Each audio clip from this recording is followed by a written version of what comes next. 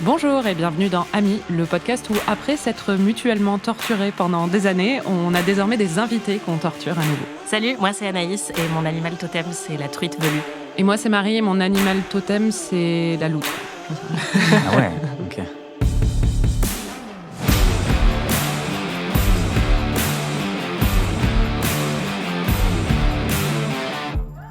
Aujourd'hui, on a un épisode un peu spécial puisqu'on a un invité en studio avec nous. Il s'agit de Xavier Lacaille, que vous avez pu voir dans les excellents Parlement ou Miskina, et qui joue tous les mardis et mercredis soirs à la Comédie de Paris dans son spectacle avec Ambroise Carminati, Ambroise et Xavier. Oui, tout Salut à fait. Xavier. Et salut, et moi mon animal totem, c'est le hérisson.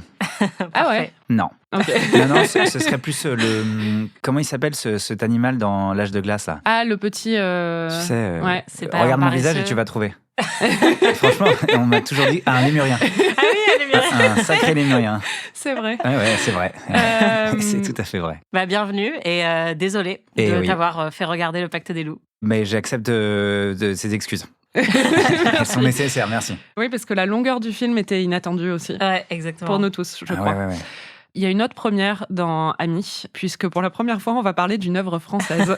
Ah oui, c'est la première fois. Ouais. Oh, Cocorico. Puisqu'on a regardé donc Le Pacte des loups, un film de Christophe Gans, sorti en 2001 et qui dure 2h22. Oui. 2001, c'était aussi la sortie de Belphégor et Vidocq, donc il y avait une grosse tendance autour des grosses productions françaises qui n'ont aucun sens. Bah, franchement, je pense qu'il faut oublier la nouvelle vague. C'était ça, l'âge d'or du cinéma français.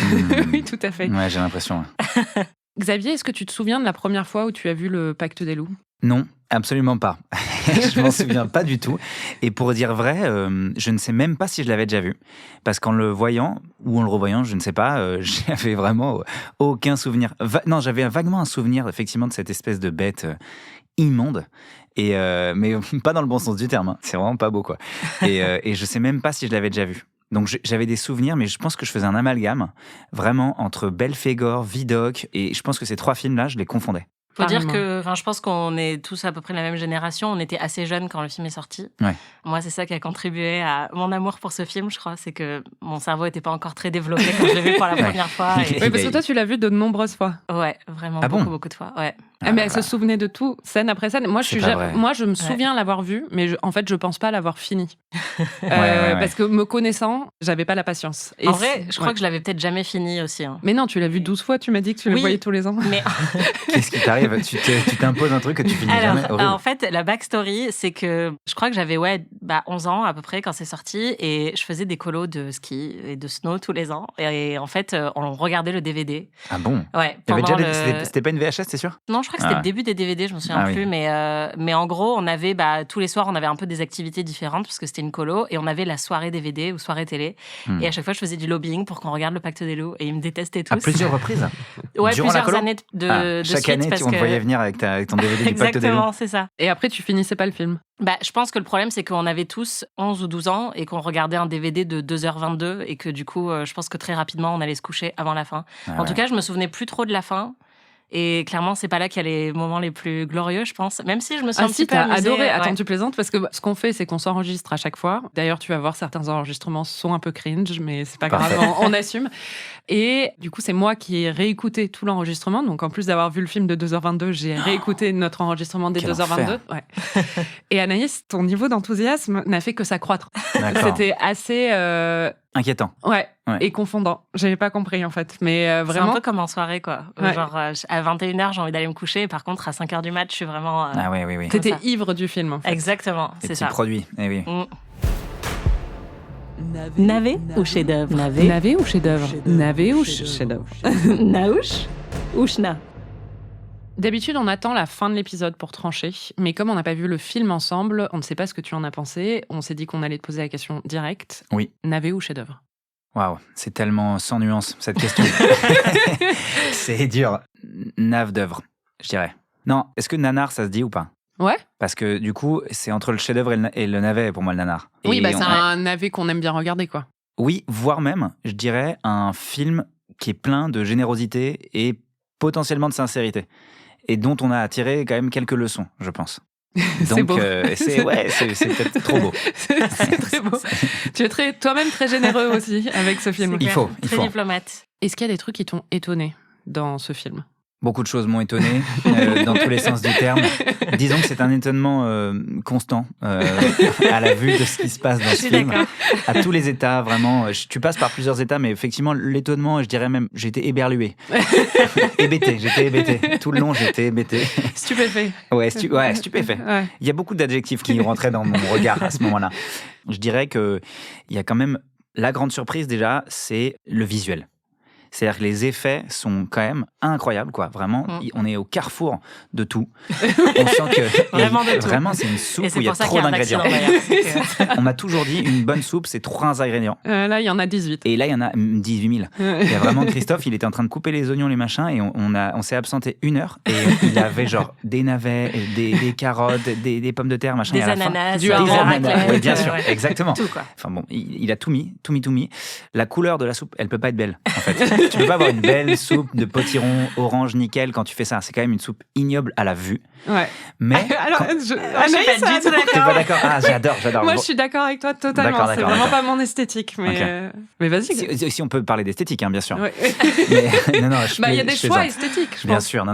En tout cas, voilà, ce qui m'a étonné, le visuel et plus particulièrement, ce sont les effets de montage. Donc notamment les fondus, les ellipses. Il y a un fondu en particulier, non? Alors j'en ai plusieurs, mais il y a le fondu du sein de Monica Bellucci. Alors, voilà, en la colline, montagne, en à la léger. colline. Ouais. Ça, j'ai mis un énorme lol. Évidemment, j'ai appelé Christophe dans la foulée pour savoir ce qui s'était passé en montage et il m'a pas répondu. Donc je lui ai laissé un message, j'ai pas encore de réponse. Mais incroyable. Non, mais tu le connais vraiment? Je le connais pas du tout. Ah, d'accord. Non, mais j'ai Tant mieux, très bon, envie. on peut y aller. Bien sûr, on peut y aller. Non, vraiment, pareil. Ce fondu, j'ai fait genre waouh. C'est vraiment... Il y en a un qui est très drôle parce qu'en fait, ce film dure beaucoup trop longtemps et ils prennent beaucoup trop de temps pour chaque scène. Oui. Mais il y a une scène où c'est juste une meuf qui marche 3 secondes dans la neige, mais ils ont quand même Ouais, fait ouais. un fondu où Ouais, ils la ouais. mettent, ils la font avancer de 10 mètres. Mais Ouais. tu comprends pas C'est ça. pourquoi. C'est cette scène bah- qu'ils ont choisi d'accélérer. Moi, cette idée-là de montage qui est entre l'ellipse et le cut, je l'ai trouvée assez brillante. En tout cas, je me suis dit, tiens, c'est une liberté qui est assez intéressante parce que tu ne cuts pas. Et donc, tu ne m'aspires pas dans une autre scène tout de suite, ou dans une autre séquence, ou dans un autre plan. Je reste quand même connecté à l'action, et pourtant, le temps passe. Et après, on peut parler de grossièreté peut-être, parfois, voilà, mais en même temps, je trouvais ça hyper intéressant sur la gestion du temps au sein même d'une séquence, sans avoir à ellipser d'une séquence à l'autre. Et je trouvais ça assez intéressant. Je te trouve vraiment très généreux. Parce que pour le coup, cette scène-là, j'avoue que c'était un petit peu problématique. Oui, celle de la montagne et du nichon. Ah non, ça là, c'est brillant. Oui, aussi. Ça, c'est- Ça, c'est Mais brillant. en fait, c'est du ça, génie. limite, il en fallait plus, tu vois, des Ouais. fondus vraiment inspirés comme ça, J'entends. qui aillent au bout de, Oui. tu vois, au bout de l'exercice. Tu as raison. Mais par contre, la meuf qui marche dans la neige, on a vraiment, Ouais. c'est la partie où elle est au milieu de la cour, qui était vraiment superflue. Mais quand elle est au début de la cour et à la fin, ça, il fallait le garder, tu vois. Ça, vraiment, j'avoue qu'on Surtout était. cette scène, il n'y a rien. En fait, c'est pas une, enfin, c'est pas Bah, une elle scène, marche c'est dans juste. la neige. Ouais, mais ça- d'ailleurs, qui est cette fille? Est-ce qu'on la revoit après? Ou c'est Je sais vraiment pas. juste, Je sais même plus qui c'est. C'est pas Monica Bellucci qui. Non, c'est je ça crois pas. Non. Je sais plus. Mais moi, j'aime bien ton interprétation. Je trouve que c'est assez beau. Bah, en bah tout cas, moi, je vais vraiment défendre ce film tout au long de cet épisode parce que je le trouve assez, justement, assez visionnaire et Audacieux. assez moderne. Ouais, audacieux. Et en fait, j'avoue que, bon, on l'a vu dans les autres saisons d'Amis, mais moi, je peux pardonner beaucoup d'erreurs ou même de fautes de goût dans des œuvres Ouais. du moment qu'il y a de l'ambition.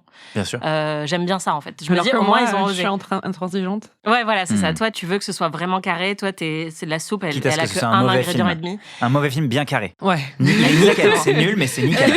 C'est impeccable. C'est Ça dure exactement 1 heure. Il n'y a pas un... ouais, C'est nickel. ça, c'est militaire. Ouais. Enfin, là, je pense que vraiment, c'était l'esthétique qui me plaisait pas. Quoi. Mm. Ça me parlait pas. Moi, des gens dans la boue, déjà là pendant longtemps. Ah, Je trouve pas ça plaisant. d'accord, alors que d'accord. moi, j'aime beaucoup la boue. Ouais. On en est là, on en est vraiment à genre, est-ce qu'on aime ou pas la boue? Alors, Non, écoute, mais c'est un film bleu marron, c'est- tu vois. Enfin, j'aime c'est pas le ces problème couleurs, de moi. cette saison d'Amis, c'est qu'on a choisi que des films qui sont globalement assez nuls, et donc on se retrouve à analyser la couleur de l'herbe. D'accord, ok. Souvent parce Qui qu'on n'a parle- rien d'autre. Elle est assez belle. En tout cas, dans l'ouverture du film, cette espèce de plan d'hélicoptère, j'imagine, Ouais. est quand même assez étonnant. Bah, je suis d'accord. Et moi, je trouve qu'un film qui a été fait il y a plus de 20 ans et qui a déjà un tel aspect visuel, alors aujourd'hui, c'est devenu synonyme de ringard, mais en fait, à l'époque, c'était assez visionnaire. Alors tout de même, revenons sur les 20 ans. Hein. 20 ans, c'est pas énorme non plus. Hein. C'est quand même Il y après avait- Titanic. Hein. Bah, d'ailleurs, Bien ça sûr. se voit, parce qu'il y a une Ça se scène voit, ouais. de dessin nu, non? Ou un Oui, truc comme ça. tout Oui, à fait, avec ouais. Monica Bellucci. J'ai tout de suite pensé à ça. Ouais. Ouais. Ouais, On va l'entendre. On n'était pas trop d'accord tout le long du visionnage. pour changer. C'est pas glam, hein. Moi, j'aime bien. Il y a des beaux manteaux de fourrure. La dernière fois, je regardais Marie-Antoinette, c'était mieux. Oui, c'est pas le même propos. C'est pas la même esthétique, quoi. Tu l'as vu ? Oui, il était derrière. Mais c'est trop stylé. On est vraiment pas pareil, toi et moi. On est vraiment pas câblés de la même manière. Waouh. C'est génial. Non mais franchement, c'est trop bien. Comment on peut passer de si pas bien à si bien ? C'est pas si bien, mais oui, mais enfin un peu d'action ridicule. Oui, d'accord, oui. Franchement, tout fait sens dans ce film. Tout a été hyper bien bâti. No comment. Ah ouais. Ça va, ouais. Yes. C'est bien, tu vas pouvoir le défendre. Je suis contente de ne pas être seule, en fait. Allez, courage. Courage. Qu'est-ce qui s'est passé ? Parce que Donc oui. déjà, ouais.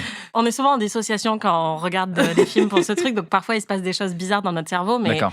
en fait il y a quand même eu beaucoup de séquences au début, et notamment des séquences de baston. Oui. C'est un fait. On confirme, c'est confirmé, il n'y a pas de doute, pas de débat. Il y en a aussi eu beaucoup au milieu et beaucoup à la fin. Yes. Mais au début, Marie s'interrogeait sur la nécessité de certaines séquences. Et déjà, ça, c'est un truc sur lequel on n'est pas d'accord philosophiquement, parce que moi, je pense que tout n'a pas besoin d'être nécessaire dans une œuvre. Non, mais en fait, ça a fait sens plus tard. C'est-à-dire que pourquoi on voit tous ces gueux qui se battent avec Mani au début, c'est parce qu'après, on se rend compte que c'est eux, les méchants. Mais en fait, c'est pas l'histoire. vraiment eux les méchants. Enfin, c'est ça fait. Oui, mais on est quand même content qu'ils aient été bâtis en tant Oui, mais qu'entité alors, pour où est-ce qu'ils ont découvrir appris après. le kung-fu, en fait? Mais on s'en fiche Et les de arts ça. martiaux. C'est une autre question. Là, c'est un autre débat. Ouais, voilà. Quel Mais est alors, Marie, elle est vraiment sur la plausibilité dans tout. Il faut le savoir. En Et l'occurrence, moi, pas oui. du tout. Tu Moi, parles du rien n'est fusil de plausible. Tchekhov, là. Ouais, tout à C'est fait. ça. C'est ça. Et là, en l'occurrence, le kung-fu de Tchekhov. Mais comme moi, rien n'est plausible en moi ni dans ma vie, dans les films que je regarde, c'est que je m'en fiche, en fait. D'accord. C'est vraiment... Ouais, C'est métaphysique. Ouais, c'est ça. Oui. Donc, C'est existentiel. Enfin, les anachronismes, effectivement, sont très présents. Non, mais moi, les ça m'a pas du anachronismes, tout c'est dérangé. pas un problème. J'ai cité Marie-Antoinette pendant l'extrait. Marie-Antoinette, c'est rempli d'anachronismes, mais il y a un propos. Et c'est bien. Après, tu moi, décèdes pas de propos, toi ? Moi, je pense qu'il y a un Dans le propos. Ou des propos, en il y tout a cas. un propos Ouais. sur la superstition, sur, je sais pas, la noblesse et le clergé. Mais enfin, je trouve que c'est un film qui est pas très intelligent, quoi. Moi, je pense que le film est pas stupide dans ce qu'il essaye de dire. Je pense qu'il le dit pas forcément de la bonne manière. En tout cas, il le dit de trop de manières différentes. Qu'est-ce Mais qu'il essaye de dire? c'est ça le problème, c'est que du coup, le film est un peu un amalgame d'intentions. La première intention que je lis, moi, c'est en fait l'arrivée de comment il s'appelle le personnage qui est joué par Samuel Le Bihan. par Le Bihan. On l'appelle juste Samuel Le Bihan. Francesco, bref, un personnage qui vient des Amériques, comme il le dit, qui arrive avec une connaissance à un endroit où, enfin moi c'est ce que je vois, c'est qu'il y a une frontière entre l'élite et les gueux, comme tu dis, et lui arrive avec, et c'est le siècle des Lumières, je crois à peu près. Ouais, tout c'est à ça. fait. Il métaphorise, enfin il crée une hyperbole quand même de cette tension entre ces envies de connaissance qui sont très récentes et cette lutte pour, tu prends Galilée par exemple, je le vois comme un petit Galilée, ce mec qui a des connaissances à un endroit où personne n'en a. Il essaye d'expliquer des choses, personne ne le croit. Il est mis à défaut constamment dans sa connaissance alors que c'est le seul qui a vraiment raison. Donc ce que raconte le film, c'est quand même cette idée de la science, quoi, et de la science et de la connaissance et du siècle des Lumières qui se heurtent à l'époque, qui se heurtent à l'élite qui, elle, veut empêcher la connaissance d'être disséminée parmi les gueux. Ça reste contemporain, cette idée que espèce d'oligarchie où on essaye de conserver la connaissance et de créer une forme de complotisme. C'est ce qu'essayent de créer ces gens avec les hypothèses autour de la bête, et c'est ce qu'ils font même en empaillant un loup. Waouh, on est quand même, on parle D'ailleurs, presque... c'est vrai, hein, ça s'est passé. Ah ouais, ok. Ils ont empaillé un loup. Ouais. D'accord, donc c'est vraiment basé sur l'histoire Ouais, réelle C'est du pas Gévaudan. sur, et une des théories sur l'explication de ce qui se cachait derrière la bête du Gévaudan. Ouais. Mais non, moi je suis complètement d'accord avec toi, et c'est ça que j'aime bien dans le film, c'est que pour moi c'est un film sur le progrès, et c'est aussi pour ça que j'embrasse pleinement le brassage de genre qu'il y a dans le film, parce que pour moi c'est aussi ça le propos en fait, c'est que justement c'est un film qui veut parler de la modernité, qui parle de la lutte de la modernité au moment du siècle des Lumières, en utilisant aussi une modernité dans les styles cinématographiques. Vraiment, moi, je trouve que les scènes d'action, aujourd'hui, ça peut paraître un peu kitsch, mais je trouve ça hallucinant, en fait, d'avoir eu autant d'ambition, de s'être vraiment donné les moyens. Et d'ailleurs, c'est un des premiers films après Matrix à avoir utilisé notamment la technologie du bullet time, donc quand on voit tous les passages au ralenti. Ouais. Et donc, c'était un film qui était extrêmement moderne au moment où il est sorti, et je trouve que ça colle totalement avec le propos du film sur l'obscurantisme versus les Lumières. Alors, je suis d'accord sur le fond du propos, et vous m'avez convaincu, ce n'est pas un film stupide, et il y a un propos, et je suis d'accord, mais je pense que visuellement et au niveau des styles qu'il s'approprie, je suis pas sûre qu'il y ait une telle réflexion sur appliquer la même idée de modernité à travers le visuel, quoi.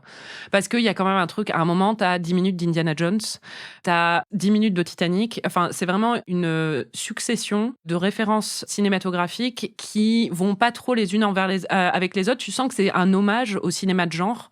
Et ça, c'est assez cool, tu vois. Ouais. Mais en fait, je suis pas sûre que ce soit une vraie réflexion sur on va appliquer un truc de la modernité. C'est juste que le mec, il est aussi fan des films de kung-fu, probablement, et qu'il trouve ça cool, quoi. C'est ça. Enfin, mais l'un n'empêche pas l'autre. Pour moi, c'est clairement aussi ça. D'ailleurs, j'ai lu un petit peu ce qu'il avait dit à l'époque, et c'était clairement une lettre d'amour aussi à tout le cinéma qu'il aimait, et une volonté de faire du cinéma français qui soit vraiment romanesque, qui fasse du cinéma d'aventure, comme on l'avait peut-être pas vu avant. Et donc, c'est vrai qu'aujourd'hui, ça fait hyper ringard. Et d'ailleurs, c'était censé être un gros pari pour le cinéma français. Et puis, on a bien vu qu'après ça, Belphégor et Vidocq, il n'y a pas eu d'autres films dans le même genre. Donc, ça veut dire qu'au final, on est vite passé à autre chose. Mais je trouve ça chouette de le voir aujourd'hui et de me dire qu'ils ont tenté un truc. Et ce qu'on me disait aussi pendant le visionnage, c'est que les 3 Mousquetaires qui viennent de sortir récemment, c'est vraiment dans la même ADN. Même visuellement et dans les choix qui sont faits au niveau de la façon dont les bagarres, par exemple, sont filmées ou des choses comme ça, on sent un peu la filiation et le côté grand spectacle, les grosses productions françaises, qu'il n'y a pas forcément eu entre les deux, quoi. Et d'ailleurs, j'ai bien aimé aussi. Ouais, moi... Bref. Ok, ouais. On a d'autres extraits qui prouvent à quel point j'ai aimé ce film, apparemment. Ah oui, d'accord. On en a plein.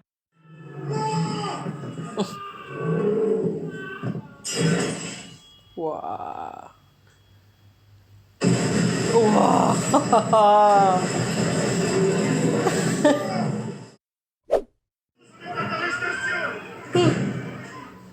What a ride.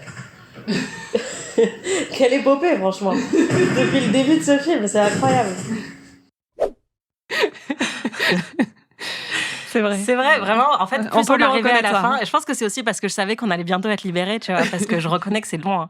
Mais il y avait vraiment un truc où je me disais, waouh, mais t'imagines, on n'était pas les mêmes personnes quand on a commencé ce film que quand on l'a fini. Il s'est passé tellement de choses depuis. Ça fait 87 ans. Ouais, je crois que j'aime bien être éprouvée aussi, vraiment. Je sais pas si ça se dit, mais tu vois, vraiment, à la fin, je me disais, ouais, j'ai traversé quelque chose et j'en ressors. Je sais pas si j'en ressors grandi, mais j'en ressors. Certains n'en sont pas sortis, ils sont encore bloqués en 2001 dans le cinéma. C'est ça. Si tu devais utiliser un mot pour qualifier le film. Faut que ce soit un mot forcément français ? Non, vas-y. Ce serait ce mot-là. Clairement, c'est ce qui me vient immédiatement. D'accord, c'est très bien. C'est une belle description, je pense. Ouais.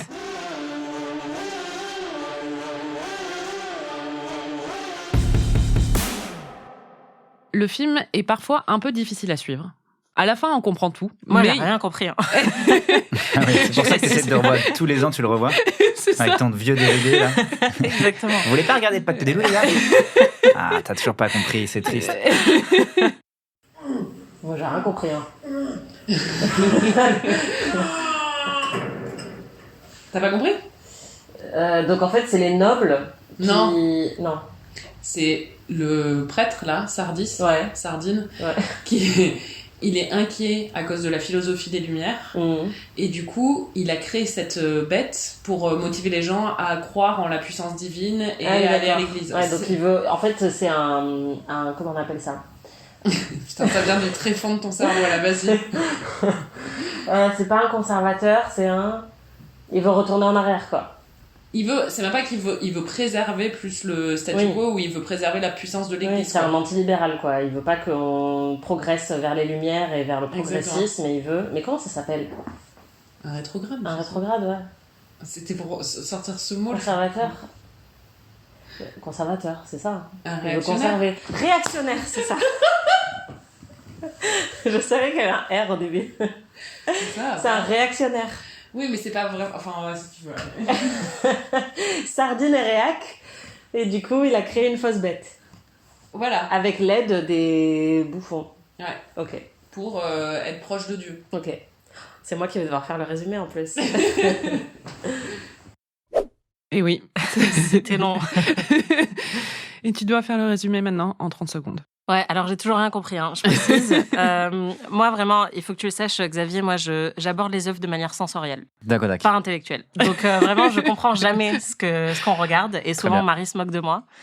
Mais ça donne parfois des espèces de petites lueurs inattendues. Bah ouais, on a entendu, ouais. Petite lueur au bout du tunnel. Ouais. C'est ça, et le tunnel était long, par contre. Ah ouais, il était long. Ouais. Alors, j'ai écrit, on est dans le Gévaudan. Entre parenthèses, je sais pas où c'est. En 1766, donc au siècle des Lumières, tu l'as dit, et une bête sauvage terrifie les habitants. Il y a plein de gens qui sont morts. Pour enquêter, une équipe de héros est envoyée sur place. Une équipe de héros ? Ouais, d'accord. Je sais pas, c'est un peu les experts, mais version Gévaudan. Les experts au Gévaudan. Exactement. Donc une équipe constituée de Samuel Le Bihan déguisé en Brise de Nice et Manny, qui est le Bruce Lee du Gévaudan, ce qu'on va découvrir au fil du film, et aussi un gros cliché orientaliste, on va en reparler. Ils vont se frotter au fil du film et peut-être se piquer à plusieurs personnages de méchants. Déjà, il y en a un, on sait qu'il est méchant parce qu'il s'appelle Jean-François et il est joué par Vincent Cassel. Donc, ouais, oui, c'est vrai. On a déjà tous les indices. Avant même qu'il parle, on sait qu'il est méchant. Évidemment. Et il y en a un autre, il s'appelle Sardis et il a des sourcils extrêmement agressifs. Je sais pas si t'as remarqué ça, mais moi, ça m'a vraiment frappé. Ah non, j'ai pas remarqué. C'est Emmanuel Chin, quoi. Ou comment il s'appelait l'autre Mais c'est pire, on dirait des ronces, en fait. Il y a beaucoup de travail à faire D'accord. au niveau de ses sourcils. Et donc, lui aussi, on sait quand même assez vite qu'il est méchant. Et il y a Monica Bellucci aussi dans le film. Voilà, c'est Donc ça on mon ne sait résumé. pas vraiment. Elle est assez mystérieuse. Elle est méchante et gentille à la fois. C'est une anti-héroïne. Oui, elle est pas là pour grand-chose à part être très belle. Et elle a quand même une scène très stylée. Avec un éventail. Ouais, avec un éventail qui a des lames au bout. Oui. Et franchement, rien que pour ça, je trouve que ça valait le coup de voir le film. Ok. Xavier, est-ce que tu penses qu'on a oublié des choses dans le résumé ? Je pense que vous oubliez quand même... La bête ? La bête, oui, exactement, c'est ce que j'allais dire. On Mais oublie alors, quand je même qu'il y voulais a pas une bête spoiler. du G... Ah, bah, non, mais c'est un résumé, Anaïs. quand même. Ouais. Du coup, on découvre donc que c'est pas vraiment une bête, parce qu'on hésite, est-ce que c'est un loup, est-ce que c'est Vincent Cassel ? Mais c'est une bête. C'est une bête à l'intérieur d'une carcasse avec des pics, un peu tunée en fait. C'est un Ouais. loup qui a été tuné. Pimp My Beast. Que signifie cette mascarade? Ils ont tuné le loup, quoi. Pimp my loup. Mais du coup, c'est hyper fun. Bah oui. Ouais, moi j'aime bien. Après, je suis d'accord, le rendu est pas terrible quand. N'est-ce pas ? C'est un peu trop éclairé en fait. Ils auraient dû le garder un peu dans l'ombre. Ça marche mieux quand il y a encore du mystère. Ils auraient sur dû l'identité de la faire bête. les dents de la mer, quoi. Enfin, au niveau de la philosophie de pas trop montrer et de suggérer. C'est le parfait exemple de comment est-ce que ce que tu racontes dans la forme est limpide. Et là, je pense qu'il y a un problème avec la bête. Il y a un loup. Et ce loup, il est justement... Parce que dans les films, en tout cas, pas d'horreur, mais d'épouvante, l'une des grandes questions que tu te poses, c'est comment est-ce que tu épouvantes, comment est-ce que tu effraies. Souvent, l'effroi provient de l'absence. Oui. Et vraiment, là, au début, on ne le voit pas. Et on nous raconte, et c'est une vraie incompréhension, on nous raconte qu'il est invisible. Parce que le premier crime commis par ce loup, cette bête, il est vraiment invisible. C'est-à-dire qu'on ne voit pas la bête, mais non pas parce que la bête ne se montre pas, ce qui est souvent ça qui est intéressant dans les films d'horreur, c'est qu'en fait, l'antagoniste ne se montre pas. Et c'est ça qui est fort. C'est pas le metteur en scène qui décide de ne pas le montrer, c'est la bête elle-même qui ne se dévoile pas. Là, en l'occurrence, elle se montre à nous, mais elle est invisible, donc il y a une incohérence vraiment essentielle dans cet antagoniste et dans les règles. Le pacte narratif est complètement absurde, puisque après, on ne joue pas du tout sur le fait qu'elle a été invisible. Ça n'existe plus. Ouais. C'est une liberté qui est vraiment absurde. Et ensuite, on décide de montrer la bête juste parce qu'on décide de la montrer. Et non pas parce que la bête décide de se révéler à nous, protagonistes. Et là, il y a un vrai souci pour moi. Ouais, puis il y a un moment quand même où on apprend que la bête est connue de tout le monde, en fait. Enfin, moi, c'est ça qui m'a vraiment dérangée. C'est-à-dire que d'un coup, tu te rends compte que toute cette communauté locale, aussi bien au niveau du tiers-état que de la noblesse, sait très bien qui est la bête et d'où elle sort. Et en fait, on est censé croire aussi qu'elle agresse, du coup, les leurs, non ? Enfin, je sais pas, je trouvais ça incohérent. Oui, il y a un flou, t'as raison. Ouais. Non, en plus, ce qui est dommage pour eux, c'est que j'ai lu qu'ils avaient eu un gros dépassement de budget et aussi que le tournage a duré très longtemps. Enfin, ils se sont un peu embourbés, notamment à cause de ça, à cause des scènes où on montrait la bête, parce que c'était trop compliqué en termes d'effets spéciaux et de mise en scène et qu'ils savaient pas trop comment s'y prendre. Et donc, c'est un peu triste parce que le résultat est pas à la hauteur et ils auraient peut-être mieux fait de la garder justement invisible ou de laisser un mystère pendant assez longtemps. Il y a 2-3 scènes en fait qui me font penser un peu à Nosferatu quand il appelle la bête et qu'il est, je sais pas, on dirait vraiment c'est au clair de lune. Et il l'appelle avec son sifflet. Il y a la bête qui revient. Il y a un côté, enfin, comme moi, je suis fan de films d'horreur et j'aime bien aussi les trucs un peu camp dans l'horreur. Et j'ai bien aimé cette scène-là et aussi la scène à la fin avec Vincent Cassel, qui est un peu pareil, un peu comme un vampire, hyper pâle. Je trouve que ça fonctionne bien. Mais par contre, la bête elle-même, notamment dans la scène où elle agresse Marianne, là, ça fonctionne pas du tout. Mais c'est marrant parce que ça nous a fait penser à un film qui est sorti plus tard, qui est Le Village de M. Night Shyamalan, qui est un de mes films préférés. Enfin, j'adore ce film, qui est considéré comme un navet par beaucoup de gens. Mais je trouve que là, ça fonctionne beaucoup mieux. Tu vois jamais, en fait, le monstre qui menace et tout ça. Et c'est toujours un truc plus du point de vue des gens qui ont peur, qui se cachent. Et il y a un jeu avec la musique et avec la lumière. Et quand ça se révèle à la fin, ça fonctionne pas trop non plus dans Le Village. Et là, en fait, il le révèle beaucoup trop tôt, quoi. Ouais, après, dans Le Village, en plus, il y a vraiment... Enfin, ça joue tellement sur le propos bien sûr. du film. Mais c'est vrai que oui, c'est beaucoup mieux fait dans Le Village. Oui, mais en vrai, le propos, il est un peu similaire, quoi. Oui, c'est vrai. Mais ce qui est intéressant dans le parallèle que tu fais avec Le Village aussi, c'est que dans Le Village, c'est vraiment un propos américain. Et ça ça s'inscrit aussi dans le questionnement des villages autonomes. Et en l'occurrence, c'était les Mormons qui étaient aussi un peu critiqués. Là, ce qui est chouette, ce que fait Gans, c'est qu'il francise un peu, il rend presque même populaire, enfin même au sens de pop culture, des légendes qui n'existent qu'en France, quoi. Enfin, et dans chaque pays, il y a des légendes, tu vois. Et là, en l'occurrence, c'est ça qui est chouette, quoi. C'est ce qu'a fait Shyamalan durant toute sa carrière aussi, quoi. C'est de traduire des contes, des récits populaires au cinéma et dans la fiction, quoi. Et d'ailleurs, le film Le Pacte des loups a été un gros succès à l'étranger et c'est devenu culte. Ouais, aux États-Unis. Sérieux ? Ouais. Et en fait, ça faisait aussi partie de l'ambition justement de Christophe Gans, c'était de dire on fait pas un film français que pour les Français. On va aussi aller chercher un public international en utilisant ces codes d'aventure. Et c'est aussi pour ça qu'on retrouve énormément de Kung Fu, Indiana Jones, Titanic. Enfin, on a tout, quoi. Bouffe à tous les râteliers. Ouais, exactement. Après, le côté culte aux États-Unis, enfin, il y avait eu plusieurs articles français de la presse française qui disaient ça, mais moi j'ai un petit doute quand même parce qu'on y a vécu toutes les deux et je connais personne qui a vu ce film, en fait, tu vois. Ouais, ça me surprendrait pas. Après, en tout cas, disons qu'il a fait de très bonnes recettes au moment de sa sortie à l'international. Et c'est un film qui a vraiment très très bien marché et pas qu'en France. Et moi, c'est ça que j'aime bien aussi, c'est que on a aussi une différence de prisme avec Marie, mais moi, les films en costume m'ennuient assez facilement.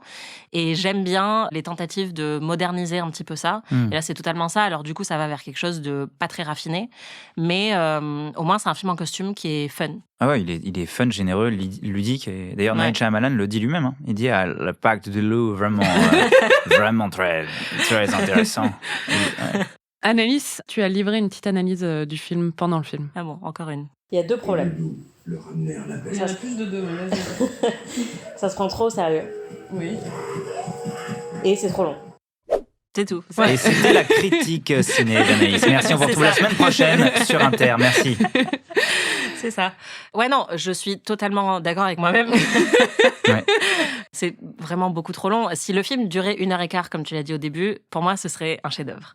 Là, on a des petits problèmes, mais c'est aussi pour ça que ça fonctionne bien avec le format DVD, parce que tu peux en fait le mettre et aller faire d'autres choses en même temps, ou avancer rapidement sur certaines scènes et rester que pour les scènes cool, et il y en a quand même beaucoup, je trouve. Moi, en fait, je trouve que toutes les scènes de kill et les scènes d'action... c'est quoi ? C'est les scènes ? C'est les scènes où il y a des gens qui se font tuer par la bête. Littéralement, ok. Voilà, c'est ça. En fait, la scène d'ouverture dont tu as parlé, où la bête est invisible, moi, je pense que c'est celle qui m'a le plus marquée à l'époque, et c'est pour ça que je voulais revoir le film, c'est que j'avais un peu une obsession avec cette scène d'ouverture que je trouvais incroyable, surtout, je pense, à l'âge où je l'ai vue. Non, mais la scène d'ouverture, c'est la scène la plus drôle, c'est avec la meuf qui est baladée. Oui. Ouais, c'est ça, c'est une meuf qui est en train de courir, voilà, et qui se fait tuer, et il y a ces effets de ralenti et d'accélération, et c'est hyper violent et graphique. Moi, en fait, je suis devenue fan de films d'horreur vraiment à cette période-là aussi. Et je crois que c'était une de mes premières introductions à ce genre-là aussi, et au côté un peu fun de la violence exacerbée dans les films, quand ça devient tellement ridicule que justement, ça n'a plus aucune prise sur la réalité. Et j'adore la scène avec la biquette, où la meuf tombe dans les marécages. Là, je trouve que pour le coup, elle est hyper bien exécutée, qu'il y a beaucoup de tension, parce qu'on voit pas justement la bête, et à la fin, on la voit juste dans le reflet de l'œil de la meuf. Pour moi, toutes ces scènes-là, et les scènes d'action et de kung-fu, en fait, c'est les plus fun, et donc je les aime beaucoup.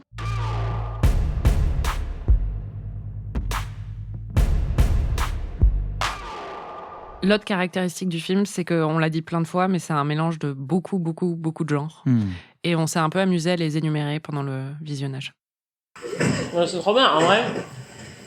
C'est un peu le Matrix français, tu vois. C'est Indiana Jones, le gars. C'est Indiana Jean.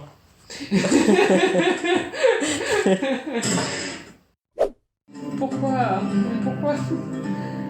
Moi, je te ferai un edit de ce film. Bah, il durerait 20 minutes. Hein. C'est un western français, quoi. Ouais, non, mais c'est ça. Mais enfin, vraiment, toutes les 15 minutes, on change de genre de film, en fait. Et la musique aussi, là, ça y est, on est en Andalousie, quoi. Enfin... C'est vraiment une galette, ça. Ouais, la musique, là, c'est... Waouh. Oh, ça, c'est très stylé. Et ça, c'est Massacre à la tronçonneuse. Ah bon? Ouais. Oui, alors Marie n'a pas vu Massacre à la tronçonneuse, mais tu l'as vu toi? Ouais.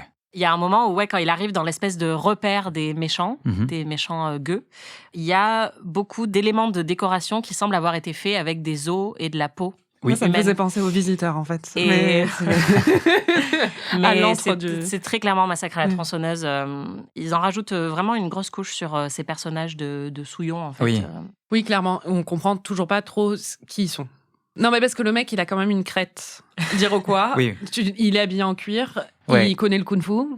Mais c'est le Gévaudan au XVIIIe siècle. Mais peut-être qu'il a fait un voyage dans le temps, on sait pas. Hein. Peut-être qu'il y a toute une backstory sur ce mec Mais qui dans est ce lié cas, aux visiteurs. Il voulait peut-être faire un prequel. Et... Ouais, c'est ça. Ils auraient dû. Mais t'as raison, c'est vrai que ce qui est confusant, c'est que le film s'inscrit dans une époque avec des codes vestimentaires, ne serait-ce que ça, avec les règles de l'époque. Et effectivement, il vient mêler des trucs, ce qui est intéressant.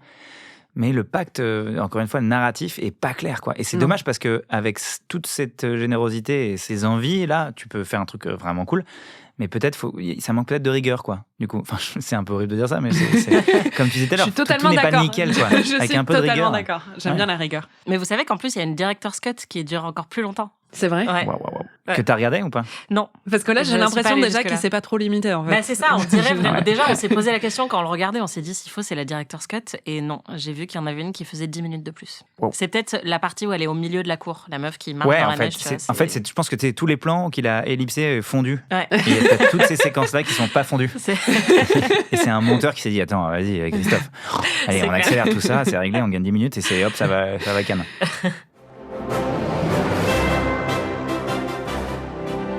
And the Oscar goes to... And the Oscar goes to...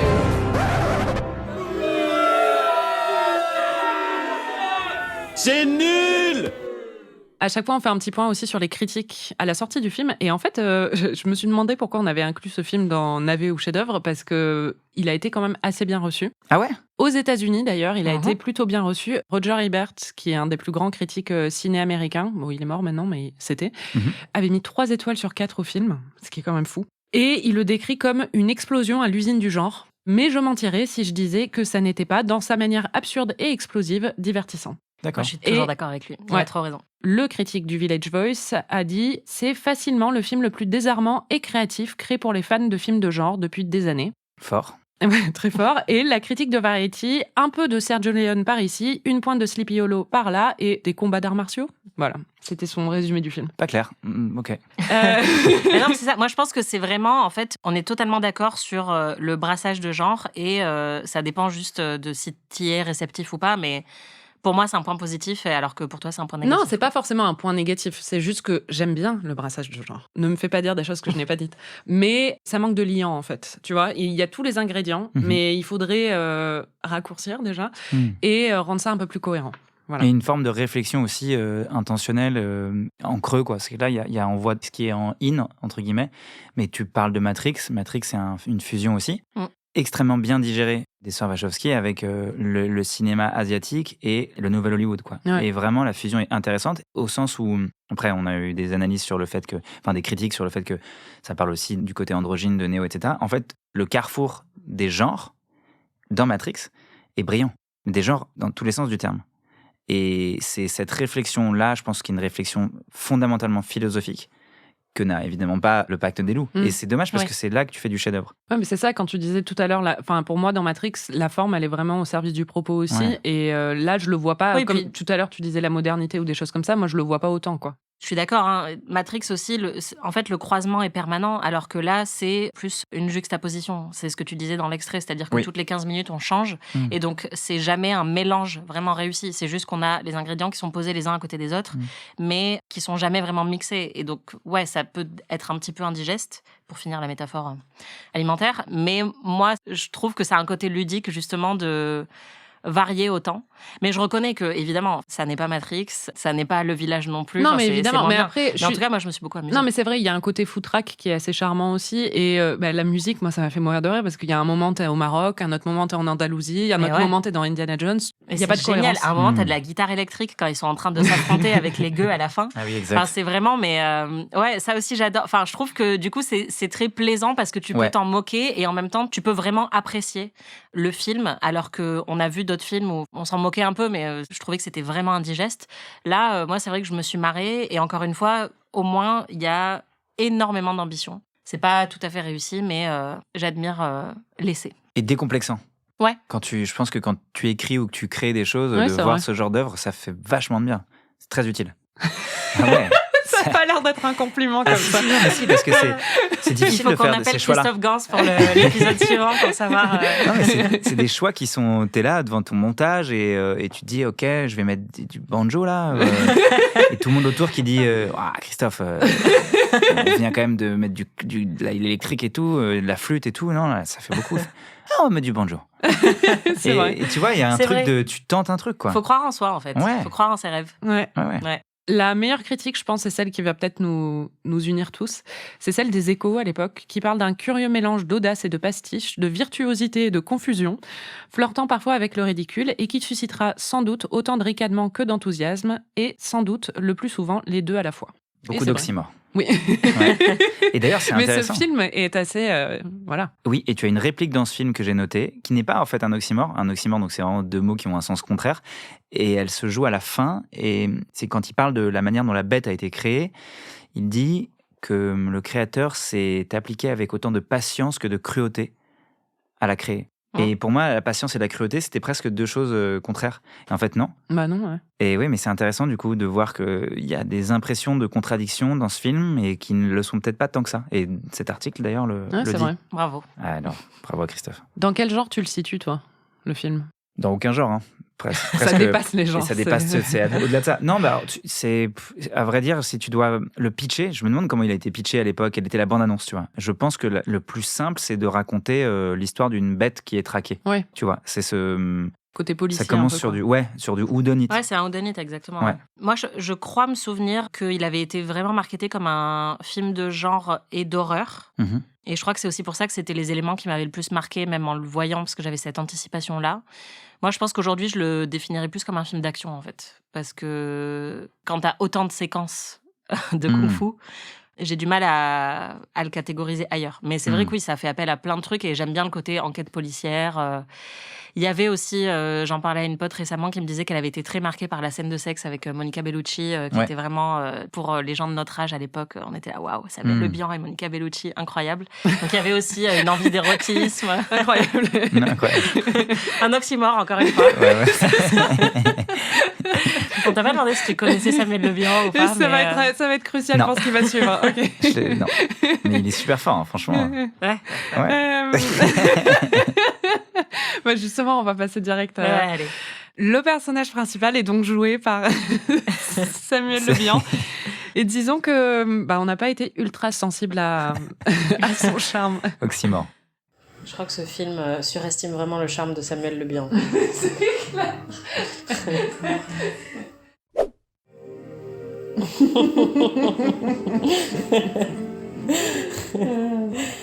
Quelle performance poignante. Ça, c'est le moment où il fait le deuil de son meilleur ami. Donc ça nous a beaucoup ému, visiblement. Oui, il fait le deuil de Mani. Et quand il jette le flambeau, après, où il balance le flambeau hors champ, et tu dis là, il est en train de mettre le feu à toute la forêt. On n'a rien à foutre. C'est vrai. Faut penser au feu de forêt, Samuel. Je me souviens même plus comment il s'appelle, en fait, dans le film. Ouais, c'est bizarre. Ouais. Francesco, non, un truc comme ça. Francesco, je le voyais pas italien, moi. Moi non plus. Non, mais... ouais, pas du tout. C'est pas du tout ça, ouais. François de Grusac. Alors, on a Jean-François, qui est donc Vincent Cassel, ouais. et lui, je sais plus. Mais il faut surtout qu'on parle des cheveux de Samuel Le Bihan dans ce film. Vraiment, le mec, on dirait Brice de Nice, mais au 18e, quoi. en vertu des pouvoirs qui me sont conférés par monsieur l'intendant. Sa coupe de cheveux. Je vous déclare condamné à une coupe de cheveux, au plus vite. Allez, au bac à shampoing. On dirait pas ZZ Top, mais c'est... Comment ils s'appellent les... Wayne's World. Oui. Puis là boira le vin de la colère de Dieu. Dans le feu. Il a eu le temps de se remaquiller quand même. Hein. Oh putain, la coiffure. La fumée Là, c'est Dave. célébrable le siècle des siècles. Non mais regarde, c'est Rapunzel.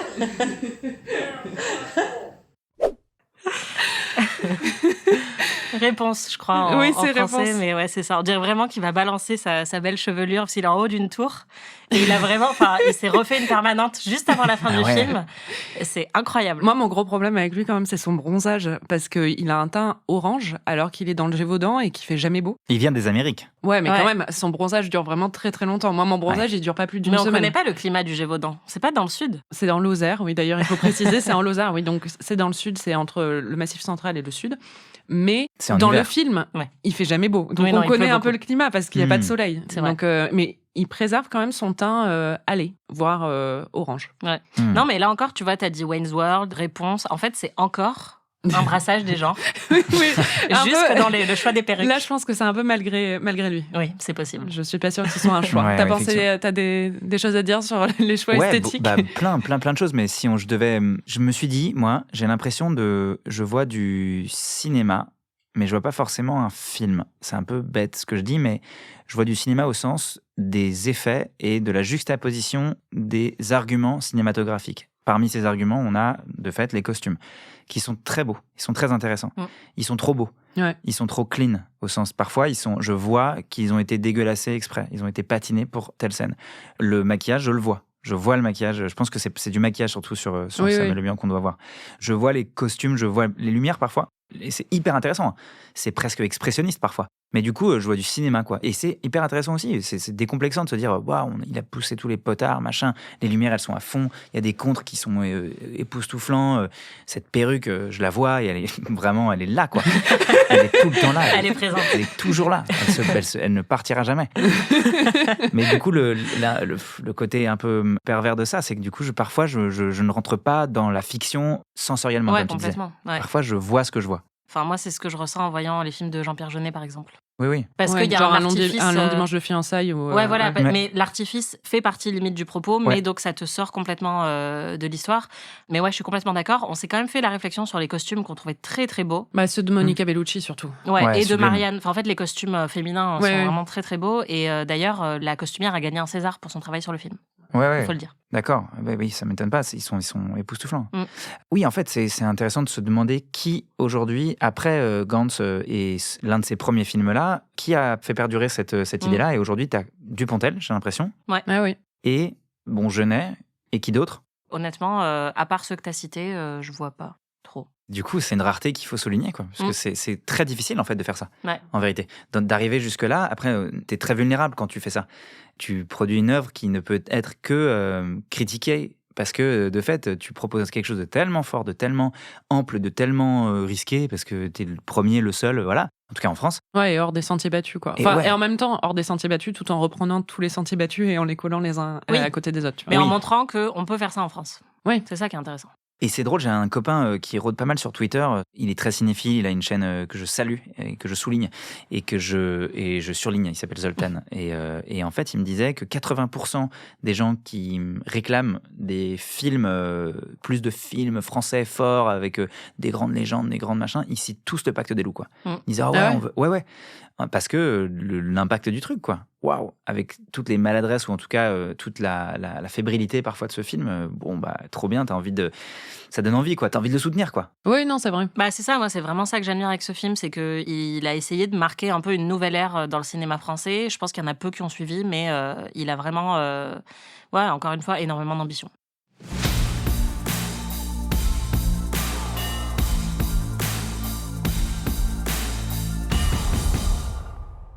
Bon, il faut qu'on parle de Mani. Moi, c'est mon plus gros problème avec ce film. Et là, d'un coup, on va devenir les gens chiants les walkie-walk. Exactement. Mais enfin, il faut quand même en parler. Mani, qui est l'acolyte de Samuel Le Bihan, du personnage joué par Samuel Le Bihan, qui est joué par Mark Dacascos. Donc Manny, c'est un Amérindien que Samuel Le Bihan a rencontré en Amérique. Il faudrait vraiment son nom, un vrai personnage. Qu'il a rencontré en Amérique. Et... Sardine, oui, voilà. Jean-François. Restons sur les bases simples. Et qu'il a ramené avec lui. C'est un personnage qui est principalement silencieux. C'est un personnage qui est surtout là pour faire des moments d'arts martiaux impressionnants ou être victimisé par le racisme des personnages qui sont là. Moi, j'ai eu un pour souligner la fermeture ou l'étroitesse d'esprit de. Ouais, mais on sent. Enfin, c'était un peu. On en a parlé pendant le visionnage. Moi, ça m'a rappelé un peu ce qu'on a reproché à Tarantino sur certains de ses films, où tu sens qu'il a une jouissance à utiliser le N-word parfois. Où là, t'as l'impression ils font tellement de scènes où Manny s'en prend plein la gueule et où c'est que des scènes de racisme non-stop, quoi, et qui dure, t'as un peu envie de dire, ouais, c'est bon, quoi. Enfin, on n'a pas besoin de voir ça. Je comprends qu'il y a un propos derrière, mais au bout d'un moment, c'est juste désagréable, et surtout quand tu ne dis rien d'autre sur ce personnage, quoi. Et à la fin, il meurt pour motiver un peu le personnage de Samuel Le Bihan, non ? Enfin... Oui, complètement. Et ça, je pense que c'est peut-être le plus gros problème du film aujourd'hui, c'est qu'on a vraiment remis en question ce trope-là, de tuer un personnage racisé pour motiver le personnage blanc. Et en plus, il meurt dans des conditions assez horribles. Après, du coup, sa mort est très impactante quand même. Enfin, moi, je trouve que c'est un moment qui est réussi parce qu'il est vraiment triste dans le film. Mais c'est vrai que ce qu'il y a derrière est un peu dérangeant. Et puis, ouais, en fait, c'est le personnage magique, quoi. En fait, il parle aux arbres. C'est ça, il y a vraiment, j'ai noté, parce que ça m'a quand même fait rire, j'ai même écrit MDR, je crois. Où est-il passé ? Il est allé parler aux arbres. C'est ça. Et ça il y a vraiment une scène où il y en a un qui pose la question à l'autre. C'est horrible. Enfin, tu te dis, ils se sont dit, qu'est-ce qu'on peut faire ? Alors, il est amérindien, il faut qu'il aille parler aux arbres. C'est très important. Et il a une connexion avec les loups aussi, évidemment. Voilà. En même temps, moi, j'adore l'idée que les arbres sont des êtres vivants et tout ça, donc c'est le genre de truc que je kiffe. Mais je trouve que c'est un surplus, tu vois. En fait, ça peut être assez beau aussi parce que le film s'en moque pas du tout. C'est un des personnages les plus sympathiques du film et les plus compétents aussi et les plus ouverts d'esprit. Donc, je pense que le film là-dessus, il est réussi, mais c'est un petit peu dommage qu'il soit hyper silencieux. Et ça fait appel à plein de clichés racistes qu'on n'a plus trop envie de voir maintenant. Ouais, tu sens que le film est plein de bonnes intentions par rapport à lui, mais qu'il y a une vraie maladresse et qui baigne un peu justement dans des clichés racistes. Et c'est un truc qui est le fruit de son époque aussi. Mais aujourd'hui, en le voyant, c'est un petit peu dérangeant. Le fait que ce personnage-là ait été ramené dans ce monde-là correspond encore aux propos sur les Lumières et sur l'obscurantisme. Et le fait que eux, ils pensent justement, ils ont des grilles de lecture, lui et Samuel Le Bihan, qui sont plus avancés que tous les autres personnages. Donc, c'est intéressant, mais c'est vrai que oui, quand on le voit aujourd'hui, on se dit bon. Ah bah bien sûr, mais tu regardes a priori 80% des films de cette époque-là. Oui, évidemment. Tu es contraint de constater, quoi. Mais c'est super intéressant, d'ailleurs, c'est des photographies de l'époque. C'est même vraiment, c'est un musée, quoi. Moi, je le vois comme un musée de l'époque. Chaque film de l'époque vient teinter sans nuance les réflexions que faisaient ces cinéastes à l'époque et que faisait la société à cette époque, quoi. Ouais, non, totalement. Et puis c'est ça le truc, c'est pas pour critiquer nécessairement le film ou le réalisateur. On parle de ça aussi. C'est aussi pour souligner des clichés qui ont été utilisés à répétition dans les œuvres de fiction pendant des années et des années, parce que ce cliché justement de l'Amérindien magique qui vient résoudre la vie de tout le monde avec sa connexion avec la nature, et ou bien le personnage racisé qui est utilisé comme outil narratif et rien d'autre. Bon, après, s'il est silencieux, moi, je pense que c'est parce qu'il ne sait pas parler français, le mec, mais c'est un acteur américain. Totalement, mais il était écrit comme ça, quoi. Oui, totalement. J'aimerais bien imaginer la conversation entre Christophe et Marc Carrasco. Ok, Marc, donc là, dans la scène, what the fuck are you talking about? Il doit être 100% quinri, le gars. Genre, il vient de New York, il travaille, il avait dû faire des séries américaines. Ouais, non, c'est ça. Mais il a joué dans John Wick. Lui, parce que il est vraiment, il est formé en arts martiaux et il disait que son challenge, au-delà du challenge physique dans les scènes d'action, c'était aussi justement de donner de l'humanité à un personnage qui parle très peu, et donc de beaucoup travailler sur l'expressivité, la gestuelle. Il a réussi très bien. Il n'a pas de réplique. Il est très charismatique. Il est très bon. En plus d'être très beau. Mais... c'est ça, on se disait, en fait, c'est fou parce que tu as Brice de Nice à côté et qui est censé séduire Émilie Dequesne, et ils ont toute une romance. Et alors qu'en fait, tu as le plus gros BG du film qui est juste à côté, qui parle pas et qui te sort des super moves d'arts martiaux et qui est hyper charismatique, et c'est un peu dommage, quoi. T'as raison, c'est fascinant. Si c'était à réécrire, je me concentrerais plus sur Manny, en fait. Ce serait lui le héros du film. Non, d'ailleurs, moi, dès le début, je pensais qu'il allait avoir une histoire d'amour avec la Souillon, là. Et en fait, pas du tout. Qu'on salue d'ailleurs, on la salue. On espère qu'elle va bien. C'est ça. Et d'ailleurs, il est introduit comme le héros du film parce que dans la scène d'introduction de baston, voilà, c'est lui, et c'est vraiment sur lui qu'il y a un mystère. On se dit waouh, c'est qui ce mec qui va tout changer? Et donc c'est fou que après le prisme va totalement vers Samuel Le Bihan. Et si on refaisait le film aujourd'hui, ce serait lui en fait. Ça aurait été beaucoup mieux si Samuel Le Bihan était mort et que Mani avait pris sa revanche. Yes. Moi, je pense que ça aurait été beaucoup complètement. plus. Ouais. T'as raison. Ouais. La question au cœur de l'intrigue, donc faut quand même le dire, c'est la bête du Gévaudan. Pour resituer, c'est une bête qui a attaqué plus d'une centaine de personnes. C'est une histoire vraie, mais on ne sait pas trop ce qui s'est passé, donc cette partie de l'histoire, c'est moins vrai. C'est pas vraiment Vincent Cassel qui avait plus de bras et qui avait un sifflet magique. Non, mais bon, bref, c'est une bête qui a attaqué plus d'une centaine de personnes dans la région du Gévaudan entre 1764 et 1767, donc ça a duré 3 ans. Et il y avait beaucoup de théories qui ont tourné au sujet de la bête. Alors les historiens s'accordent plus ou moins pour dire que c'était parce qu'il y avait des loups carnassiers dans la région qui s'étaient mis à bouffer des hommes, en gros. Et du coup, c'est sûrement ça qui s'est passé, mais il y avait d'autres théories, dont l'une d'un tueur en série qui avait dressé un fauve. Donc c'est vraiment ce qui a été repris un peu là, entraîné pour tuer les femmes et les enfants. C'est un peu la théorie que reprend le film à son compte. Et il y a bien eu un loup empaillé donc, qui a été montré à Paris et qui était censé être la bête du Gévaudan, sauf que quelques mois plus tard, les attaques ont repris. Donc soit c'était 2 loups différents, soit c'était pas la bonne bête et c'était un truc de com. Voilà. Okay. Donc en vrai, le film se base quand même sur... moi, je pensais que c'était un délire total autour de ce mythe de la bête du Gévaudan, mais c'est vraiment ancré dans un truc réel, quoi. Et dans des théories qui ont vachement circulé. Ouais, avec plus de kung-fu. T'as des moments d'ailleurs où t'as des espèces de citations qui sont assez jolies. Bon, le film est plein de citations à tous les sens du terme, mais quand il parle de la bête, il y a 2-3 moments, j'aurais dû les noter, où le Bihan porte un jugement assez clairvoyant sur ce que ça raconte fondamentalement, cette peur de la bête. Et il faudrait que je retrouve les répliques. Non, moi j'ai noté si j'avais 2 mains, j'applaudirais. Ah ouais, on est sur d'autres délires. Grande gueule. Voilà. Ah ouais, non. Il parvient à un moment à avoir il libère un peu l'intention potentiellement du film, mais il la creuse pas malheureusement sur ce que raconte la peur d'une bête en fait. Et en fait, si tu questionnes ce registre-là, et c'est même la notion même de genre au cinéma, j'entends, qui est intéressante parce que le genre, c'est une métaphore. En l'occurrence, la bête n'est qu'une métaphore. Parce que la bête, et on le comprend après, était une sorte de lion venu d'Afrique, c'est une transformation humaine. Il n'y a pas de monstre, en fait. Le principe même du monstre, comme de tous les antagonistes fantastiques, donc les zombies, etc., ça vient raconter quelque chose de fondamental sur l'être humain. Et là, en l'occurrence, il le creuse malheureusement pas, alors que tu as des films incroyables de genre où tu comprends que les zombies, ça venait raconter la peur des étrangers, et c'était les émigrés cubains qui étaient personnifiés à travers l'idée d'un zombie, tu vois. Et tu viens, encore une fois, photographier une peur de l'époque, une angoisse, un questionnement de l'époque, ou les vampires, tu vois. Les vampires, pareil, ce n'est qu'une métaphore, le vampire. Et la fiction n'est là que pour raconter ça, quoi. Et c'est dommage parce que la bête, ils auraient pu lâcher un peu le premier degré du récit. Et d'ailleurs, qu'ils auraient aussi pu lâcher ça au profit d'une structure plus émotionnelle, quoi. Et Mani aurait pu incarner cette structure émotionnelle-là, où là, la structure, elle n'est qu'un cadre, il n'y a que du MacGuffin, entre guillemets, où vraiment, on va trinquer une bête. Et dommage que tu racontes pas un truc en creux, là, quoi.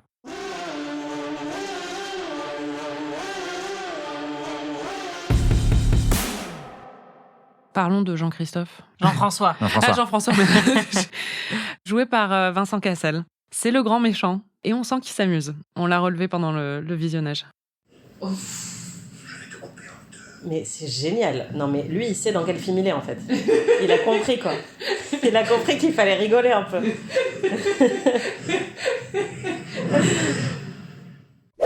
C'est génial. Je vais te couper en 2. C'est ça. Couper. Vincent, elle est bonne, mais on va essayer de la faire un peu moins weird, ça te va? Oh merde, putain, on est là pour rien. C'est ça, vraiment Vincent Cassel à contre-emploi dans le rôle d'un mec bizarre et un peu pervers. Décomplexant aussi, Vincent Cassel, décomplexant. Oui. Non mais ouais, moi j'ai trouvé ça hyper fun parce que plus on se rapproche de la fin, plus en plus il y a des révélations sur lui et il y a ce côté Frankenstein, Nosferatu, enfin encore une fois plein de mélanges. Mais ouais, lui il est Kemp, il en fait des caisses. Kemp, tu peux rappeler ce que ça veut dire? C'est en fait qu'il y a un décalage où justement t'as l'impression qu'il y a une intention qui est tellement sincère sur quelque chose de tellement ridicule que ça en devient jouissif. Et là c'est totalement ça, c'est de l'absurde mais qui est totalement maîtrisé, je pense, de la part de Cassel. Et donc ça rend le truc très fun parce qu'il est grandiloquent. ans et il sait que justement il n'est pas dans un film français d'époque un peu poudré. Non, là il y va à fond. Et c'est trop drôle. Le problème, c'est qu'il y a plein de moments où ils y vont moins à fond. Mais si tout était comme ça, ce serait génial. Ce serait Suspiria. Ouais, je pense qu'ils n'ont pas eu le même mémo sur quel film ils jouaient. Ouais, c'est ça. Ils n'ont pas reçu les mêmes dans les mails. D'ailleurs, il n'y avait pas de mail à l'époque, j'imagine. C'est ça. Quand même, mais j'adore c'était en 2001. Ouais, mais le tournage, c'est de 99, j'imagine. Ouais, oui, c'est ça. Parce y avait des qu'en mails, plus, non il a duré, j'ai noté, 23 semaines le tournage. Donc, ouais. Est-ce que tu avais deviné que c'était Jean-François? Oui, bien sûr. C'est Évidemment. ça le problème un peu de ce film, tu vois. Oui. Évidemment que tu le vois tout de suite. Enfin, je veux dire, non mais. C'est Vincent Cassel qui est en train de draguer sa sœur Ouais, avec oui. un bras en moins, quoi. Ben oui. Enfin, je veux dire, à quel moment il n'y a pas quelqu'un à la déco ou au maquillage?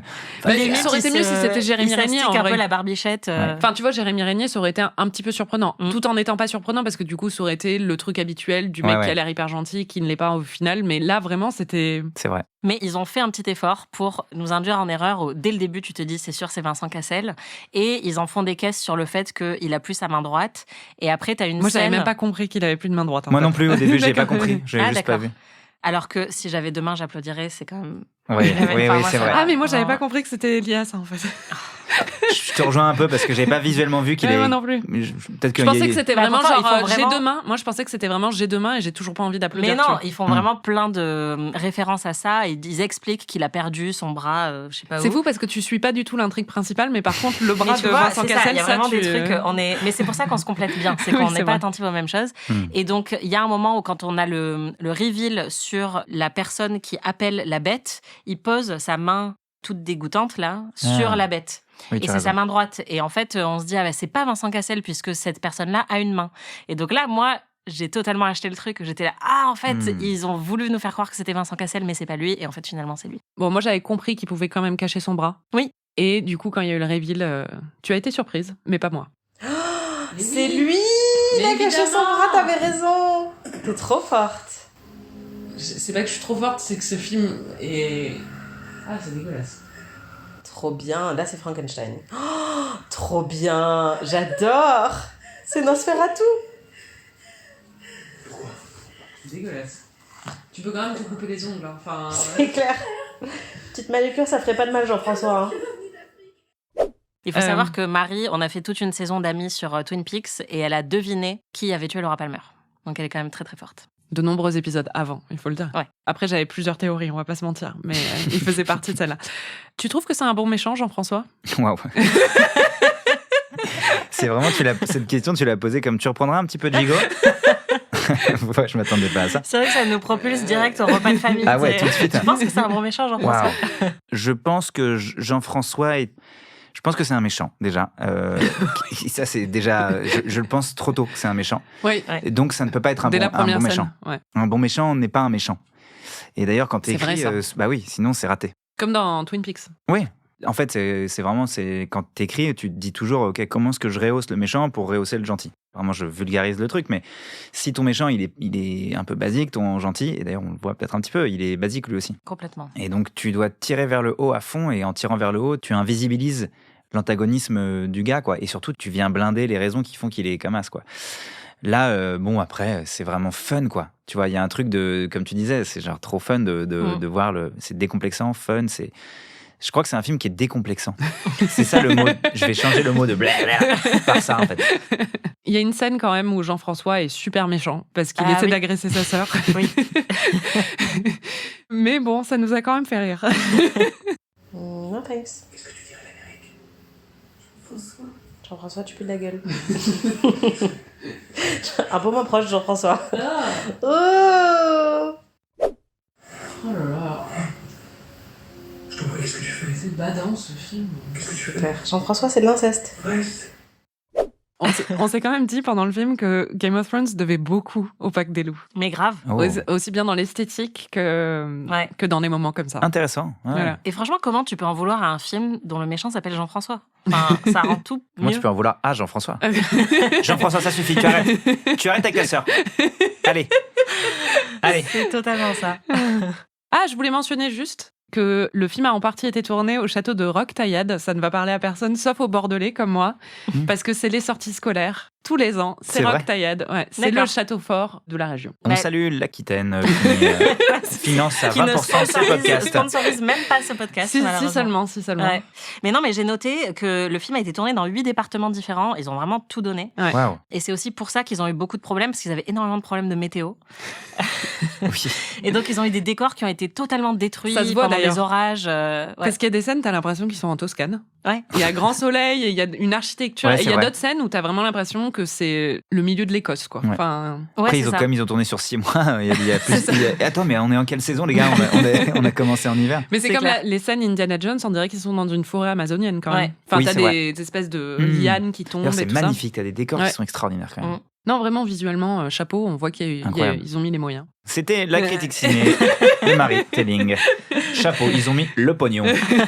Ça aussi, j'ai noté que mes petites notes servent à quelque chose quand même. 200 millions de francs de budget. Ah, ce qui ça fait équivaut combien à d'euros 32 millions d'euros. C'est beaucoup? Ouais. Pour quand l'époque, même c'est beaucoup. monstrueux. Ouais, pour l'époque, c'était vraiment incroyable. Et d'ailleurs, il y avait un papier du Monde que j'avais trouvé assez intéressant, puisqu'il disait que justement, sur le pari du film, bon, au départ, le budget prévu était de 140 millions de francs, donc gros dépassement quand même, Ouais. ils sont arrivés à 200. Et c'était une somme comparable à celle dépensée par d'autres productions françaises de la même époque, comme Astérix et Obélix contre César ou Jeanne d'Arc de Luc Besson.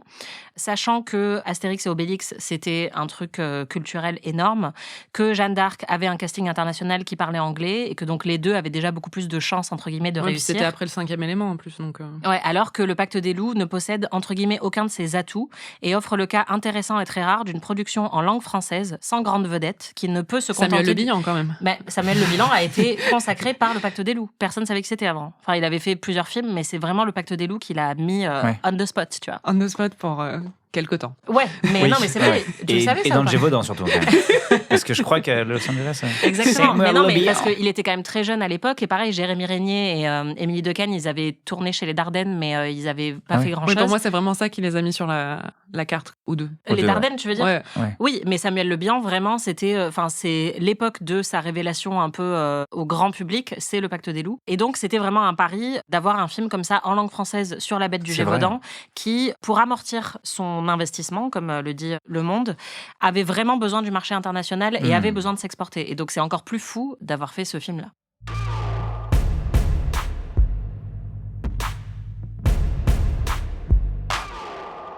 On va faire un petit lightning round des questions rapides.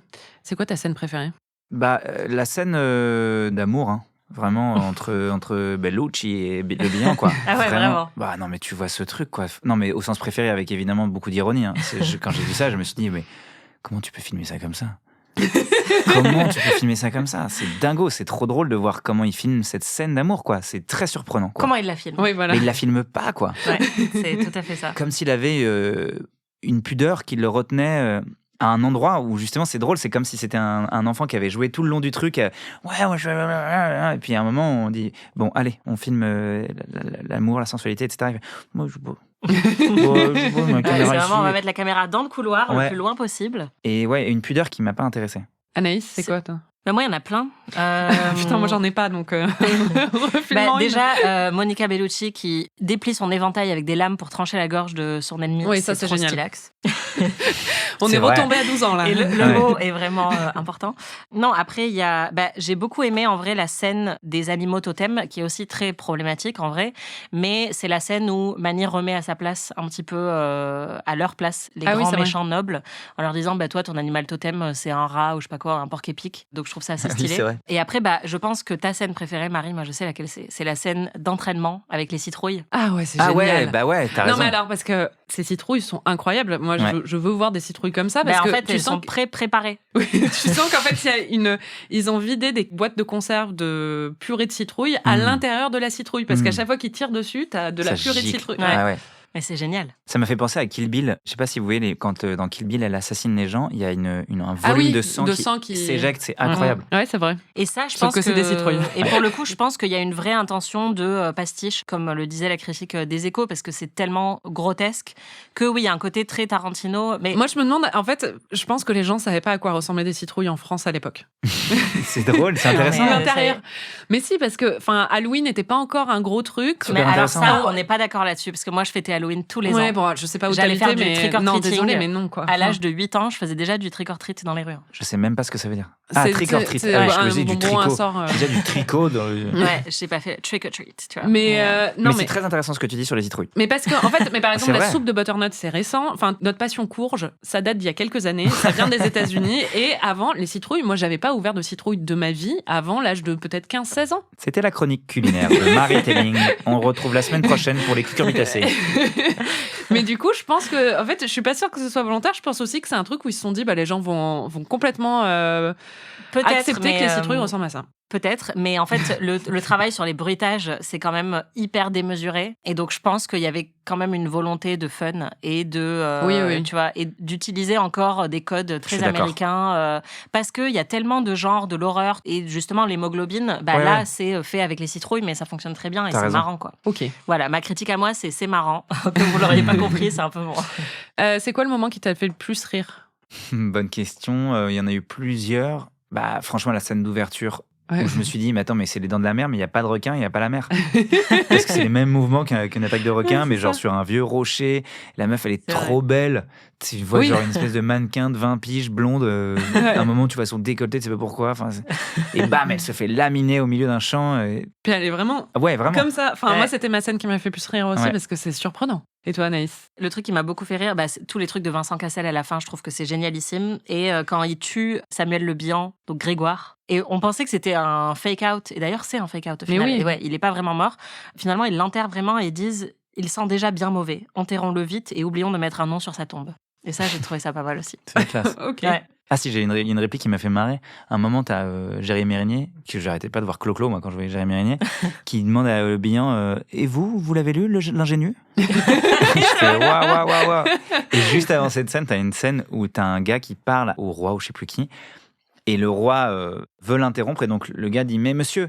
Et normalement, tu sais, quand t'interromps quelqu'un, t'as mais monsieur, je voulais. Et il l'interrompt, sauf que là, l'acteur s'arrête à mais monsieur. Et l'interruption ne vient pas avant 3 secondes, et je me dis, ouais, les gars, on n'y croit pas du tout là. Ça fait vraiment très théâtral, quoi. Ouais. Ouais. C'est un peu les boulingrins, quoi. Moi, j'ai eu un moment avec une réplique, mais c'était plus sur la façon dont elle était dite. Que se passe-t-il, mon fils? Dieu m'a puni pour mes péchés. Mes petits ont disparu au mont Mouché. Je suis maudit. Il vient de Constantine ou quoi? Je suis maudit. Pourquoi il parle avec l'accent pied-noir? Rassemble tes jambes, Marquis. Dieu m'a puni pour mes péchés. Mes petits ont disparu au mont Mouché. Vraiment, il a un accent pied-noir, le mec. Mes petits. Bah, il a le droit. Hein. Bah, à l'époque, là-bas, c'est un peu chelou quand même. Mes petits ont disparu. Non, mais quand même. Peut-être qu'il avait immigré, j'en sais rien, moi. Ouais, non. Les questions. Eh oui, Ouais. on peut pas savoir. Et toi, t'avais une citation que t'as beaucoup aimée aussi, une réplique. Il faut attendre monsieur de Beauterme. Je n'aime pas tes façons, grande gueule. Bonjour, chevalier. Sans mon haleine. Alors, ma bête ne vous revient pas? Alors, vous Je n'aime pas tes manières, grande gueule. J'espérais faire croire au roi. Mais non, Fronsac. Je me répète ça tous les soirs maintenant. Ouais. On joue souvent un petit jeu dans ce podcast. C'est Fuck, Marry, Kill. Tu connais, j'imagine? Non. On te donne 3 personnages et tu dois décider qui tu fuck, Ah ouais. qui t'épouse et qui tu tues. D'accord, ok. Voilà. Alors, celui d'aujourd'hui, c'est la bête du Gévaudan, Mhm. Jean-Christophe et Sardis. Jean-François. Jean-François, merde. Jean-François, la bête du Gévaudan Et Sardis. et Sardis. Fuck, Marry, Kill. Bah, la bête du Gévaudan, fuck. Jean-François, kill. Et Marie Sardis. Ah, t'épouses Sardis? Bah, Ouais, pour en d'accord. savoir plus. Ouais, Ok. c'est vrai. Je pense qu'on va avoir le même. Vas-y. Moi, je tue Sardis, Ouais. je fuck Jean-François et j'épouse la bête du Gévaudan. Same. Joli. Je Ouais. pense que c'est husband material. Ouais. Vraiment, je pense De que... ouf. Ouais, C'est Et vrai. Jean-François, il est un peu... une fois, tu sens que ça peut être marrant. ouais c'est ça. Il a qu'un bras, donc il doit être inventif, j'imagine. J'espère. Je vais te couper en 2.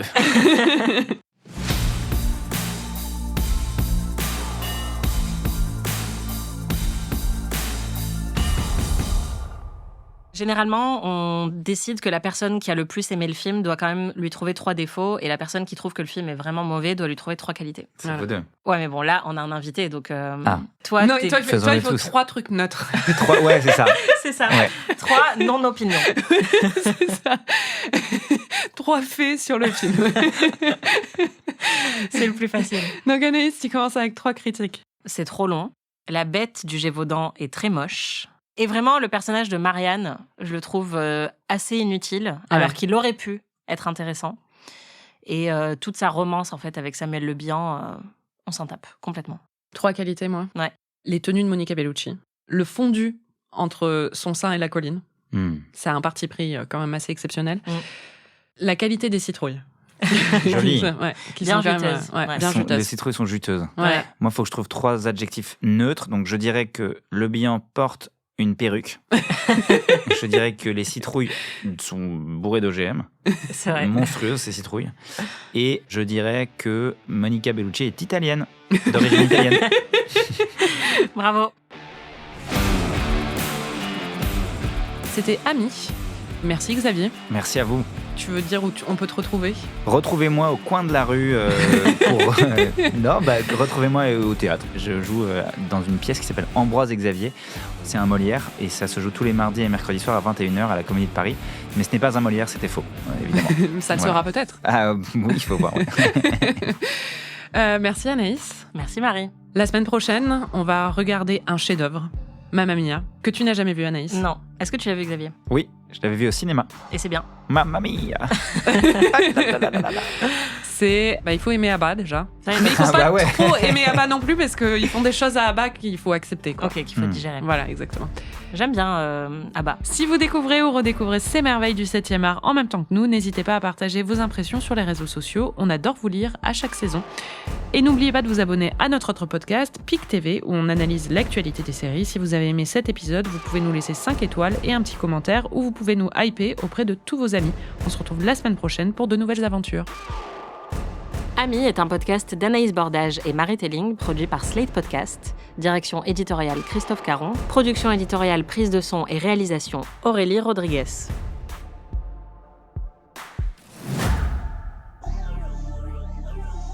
Nous sommes du même sang, Marianne.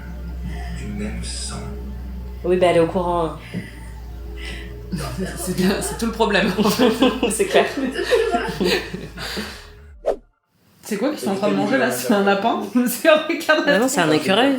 Ah, c'est horrible ! 3 semaines plus tard, je le trouvais en train d'égorger quelqu'un. Évidemment, on mange des écureuils à la chasse. Pourquoi vous ne l'avez pas dénoncé ? T'es sérieux ça ? Bah oui. T'as déjà mangé un écureuil, toi ? Bah non, mais genre dans tous les trucs de chasse, ils mangent des écureuils. Ah, d'accord, ok. Excuse-moi. Je suis pas au fait des habitudes des chasseurs dans les films. Souillon épileptique. Ouais. Tu crois qu'elle est créditée comme ça au générique ? C'était quoi la traînée ? C'était quoi dans... La traînée en roulotte. La traînée en roulotte, c'est... Non, la tordue en roulotte. La tordue en roulotte, c'est... Ouais, c'est clair, en fait c'est la même que dans Fast and Furious. C'est trop bien. Ça, je m'en souviens très bien. Ça, c'était mes scènes préférées en fait. C'est tout le reste, il fallait faire avance rapide. Oh non, le petit chien. Elle va tellement pas survivre. Votre collection. Ah, oh là là. Oh là là, c'est que ça. Non mais il a pas On est en couché avec une prostituée, non mais 91, c'est un libertin. Bah oui. Allez-vous ! C'est du poison ! Des invocations sataniques ! Je comprends pourquoi j'aimais ça à 12 ans. J'étais là, waouh. Du cul, des loups, du sang.